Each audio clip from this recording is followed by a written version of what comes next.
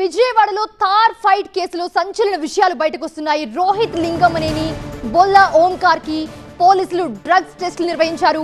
బొల్లా ఓంకార్ కి drugs positive గా నిర్ధారణ అయింది. ఇక మరోవైపు రోహిత్ లింగమనేని వెహికల్ లో స్టెరాయిడ్స్ గుర్తించారు పోలీసులు.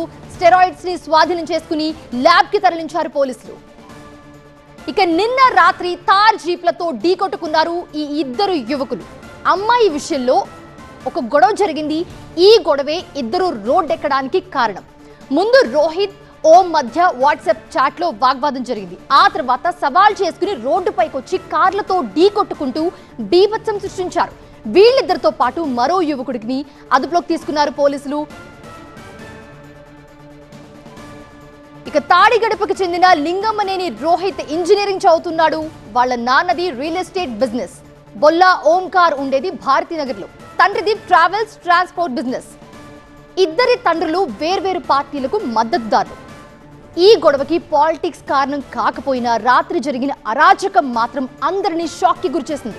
రోహిత్ ఓం ఇద్దరు కూడా చిన్నప్పటి నుంచి ఫ్రెండ్సే, కానీ కొన్ని గొడవల వల్ల దూరంగా ఉంటున్నారు ఇద్దరు. ఇదే టైంలో ఒక అమ్మాయి దగ్గర రోహిత్ గురించి ఓం తప్పుగా మాట్లాడాడు అనే విషయంపై ఇద్దరికి మాట పెరిగింది, గొడవ జరిగింది. పరస్పరం ఫోన్లో తిట్టుకున్నారు ఇద్దరు. ఆ తర్వాత సవాళ్లు చేసుకుని పడమట హైటెన్షన్ రోడ్ దగ్గరకు వచ్చి అక్కడ డైరెక్ట్ గా గొడవ పడ్డారు ఇద్దరు. ఒకరి తార్ జీప్ని మరొకరు ఢీకొట్టుకుంటూ చాలాసేపు నడి రోడ్డుపై బీభత్సం క్రియేట్ చేశారు. చుట్టుపక్కల వాళ్ళు కూడా హడలిపోయేంతలా వీళ్ళిద్దరి గొడవ జరిగింది అర్ధరాత్రి.